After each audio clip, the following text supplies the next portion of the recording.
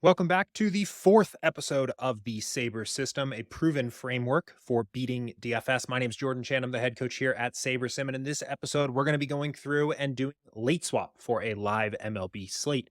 If you've seen the other episodes in this series already, you've seen in the first episode me lay out the 5 principles that you need to be successful playing DFS. They are in order: first, understand the odds and the variance of DFS; 2, optimize your portfolio; 3, keep your lineup building process simple; 4, stay on top of the news; and finally, 5, study and learn from the sharks. And during late swap, we are, of course, going to be heavily focused on staying on top of the news. That's going to be the principle that we're focused on mostly here. In episodes 2 and 3, we entered the contest that we were playing for this particular slate, along with all the other slates for baseball for this day. And in episode 3, we built the lineups and entered them in at lock. So we are here now. This evening, it is about an hour away from the 7:40 game starting on this slate. We have 2 games in the night window here for this slate. When we built at lock, we did not have the starting lineups for those games. We do have those starting lineups now, so we of course need to make some adjustments. As I mentioned in the principles video, late swap for all sports that offer it is a pretty key part of strategy, not only to avoid taking zeros, but also to be reacting to the changing sims and projections here that change as starting lineups get confirmed. Guys move in and out of the lineups. But if you're on the SaberSim Ultimate plan, also taking into account what players are doing in your DFS contests and how players in game are performing so far. It's one of the more powerful parts of late swapping with contest sims is when we build out your late swap pool. We take each original lineup you played and come up with a few dozen different swaps for it. We can actually see which ones are expected to be the most profitable from that point in the contest on, based on how players are performing and based on what your opponents are doing in their contests. So we're going to be going ahead and doing that here today for this video. I do just want to talk about the idea of staying on top of the news and how important it is and how you can kind of use SaberSim to do this effectively here. So when you're building lineups at lock, you should be aware of when the big news windows are going to hit. So throughout the slate here, I was checking on each of these games as they were locking, making sure there were no surprise scratches coming through. There were not. And I was mentally prepared for this lock window here, the 7:40 and 8:10 game here, as something that we didn't know what the confirmed starting lineups were at lock. So I need to be prepared and ready to late swap at least before the 7:40 games, but also prepared for a potential scratch here that could take place before.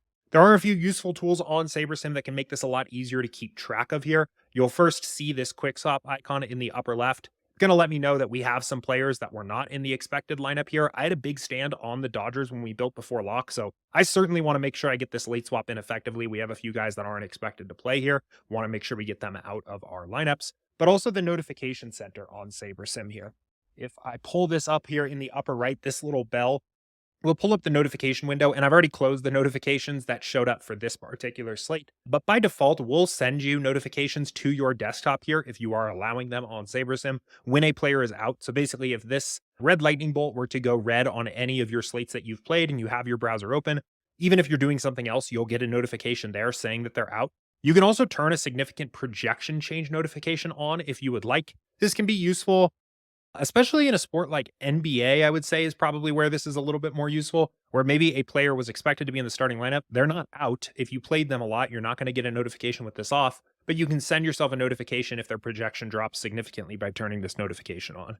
There is also a separate video here on this link that will show you how to turn on mobile notifications. Requires a little bit more work. I'm not going to walk through the full process for this video here, but if you want to get notifications sent to your phone, you can do that by clicking on this link and watching the video there. The main thing is to be using these resources at your disposal, either having the app up and looking for the quick swap icon or the notifications to stay on top of the news and make sure you are paying attention when something has changed about the slate that you need to react to. It is a key part of strategy. There is a spectrum to what sports it is immensely impactful versus sports where it is just, partially impactful, I guess, for lack of a better word here, but it's generally something that you always want to be keeping track of. So we have this main slate up here. What does the late swap process actually look like? We're going to first remove all the out players from our lineups. Then we're going to rebuild our lineups, and then we're going to run a contest sim on them. The very first step you should always do. This is a big mistake I see people make. They rush immediately into the late swap build. The first thing that you should be doing here always is using this quick swap tool to get players out of your lineups. This will just prevent you from taking a zero. It will also prevent a situation where you have over restricted your original build to the point where your late swap is going to struggle to get the out players out.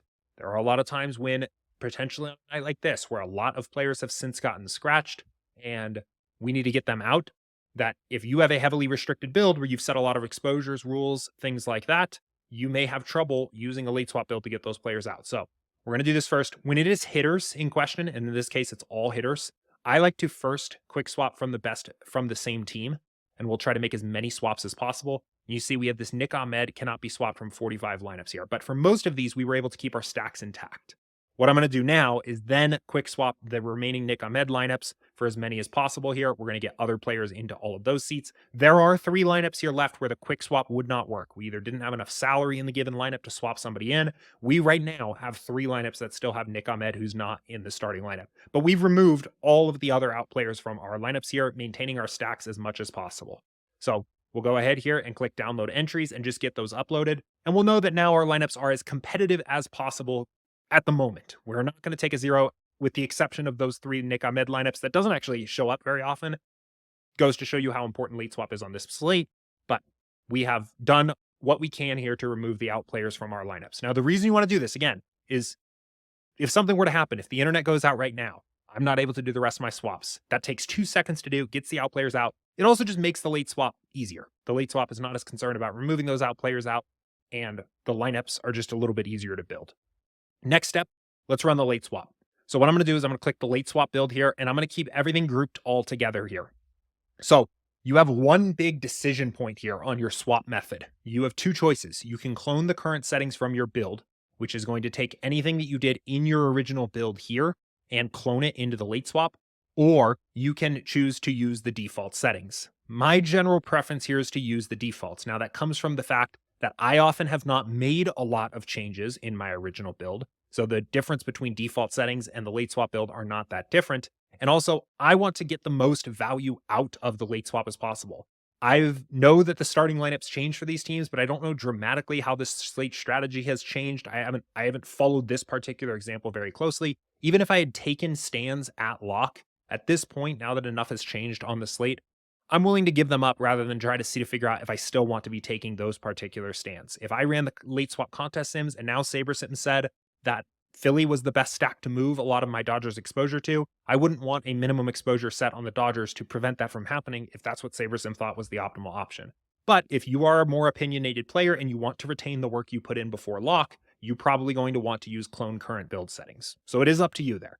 I'm going to use defaults here. That's my preference. And I'm going to late swap all 8 of my contests. Now, this is going to take you back to a familiar looking page here where we're going to see the player grid, but this time only the players who haven't started are showing as unlocked here.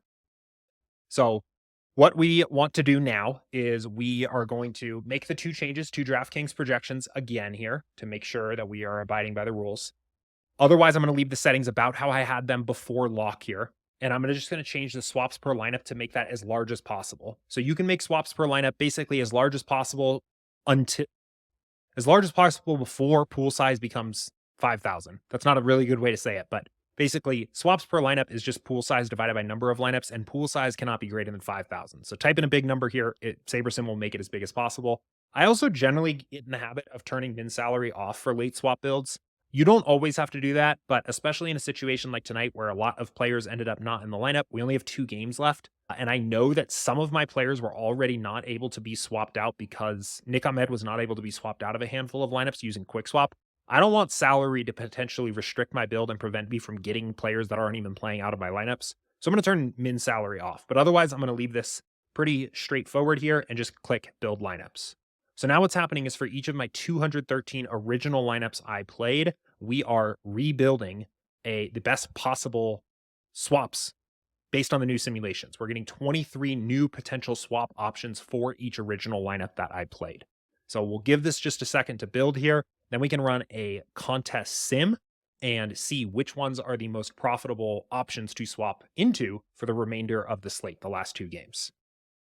Okay, now that our build is complete here, we have all of the different swap options. This is, again, a situation where the rest of the process for you is going to depend on if you're on the standard or pro plan versus ultimate. If you're on standard or pro, you're already going to be sorting by Saber score, which will help identify the best possible swaps out there for you. You can make any additional changes you want to your player exposures, your stack exposures, in a similar way you would before lock. But on Ultimate, you want to take advantage of the contest sims here to late swap your lineups to see what is the most profitable swaps in the actual contest you're playing based on how players are doing so far. So we'll go ahead and kick off the contest sim. While that's running, I'll pull up the contest sim settings here, and you can see what is controlling that is this use live sims if available and use live field lineups if available toggles. They will be toggled on by default, so you don't need to do anything to actually take advantage of this. But this just means we're pulling in the live data from how the games are actually going and how your opponents are playing in your contests here to identify the best possible swaps to make. Now, at this point in the process, oh, we actually have another contest sim we need to let finish here. Okay, there they are. So at this point in the process, the process of filling your lineups is very similar to how we did it before lock. So I'm going to first do my 20 max and 150 max contests. One note is I generally do tend to prefer to change to ROI once I'm late swapping as opposed to risk adjusted ROI. This is a minor impact. This doesn't have a profound impact on your overall builds here, but the way I kind of think about it is once the slate is going on, players start to have more narrow ranges of outcomes. They're eventually, once their game is over, their actual mean projection just is their actual score. So as the slate is going on, I get less concerned about mitigating risk for lineups, and I just want to squeeze out as much expected value as possible. So I become a little more willing to just play lineups that have the highest upside rather than trying to mitigate risk with risk adjusted ROI. So I generally sort by ROI. It doesn't make a huge difference if you use one or the other. It's a pretty minor change, but I do tend to use ROI there. The one other thing I will do at this point here is retest my min uniques here. So I may go ahead here and try to get back to around 4 min uniques, which is the lower number between the two options that I used before. I used 4 min uniques for my 20 max and 150 max build. So I'm going to use 4 min uniques here. And this is just going to make sure that the lineups that are being selected to ultimately be entered into contests are still different from each other.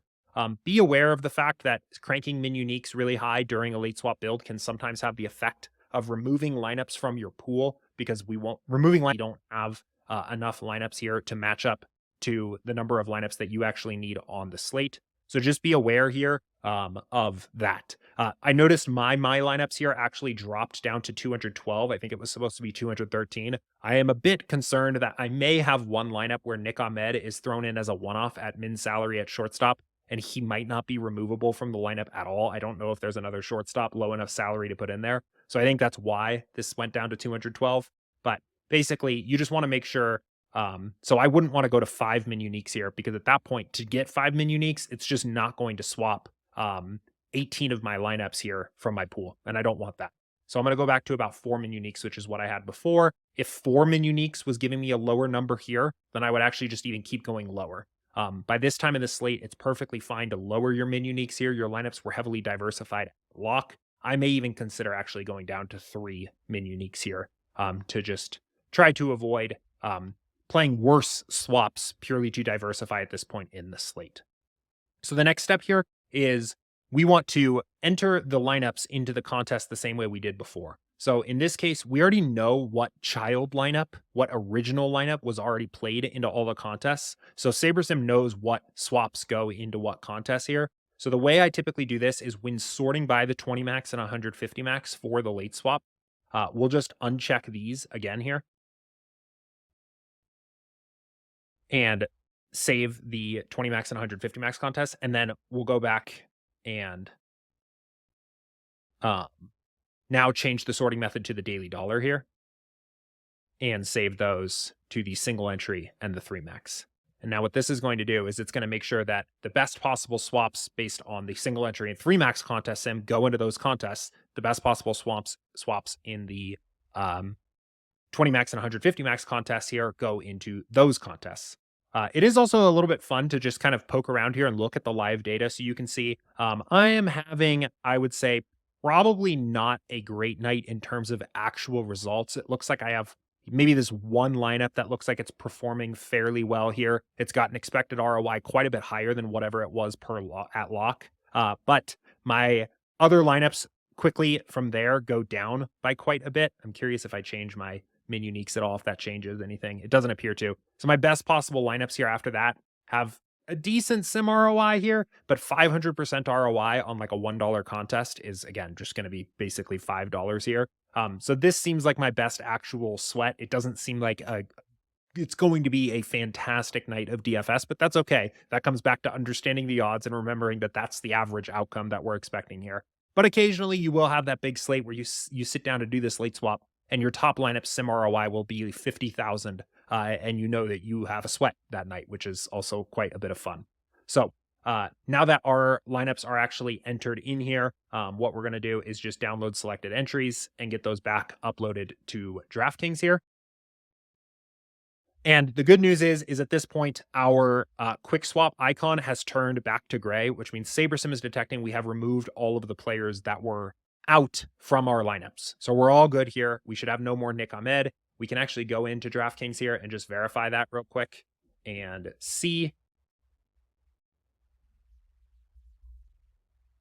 And we see that he has been totally removed from our lineup. So we should be all good here. We've removed all the out players from our lineups. We've successfully done as much as we can to maximize our ROI, and we capitalized on the most recent sims from these games here and accounted for the starting lineups there.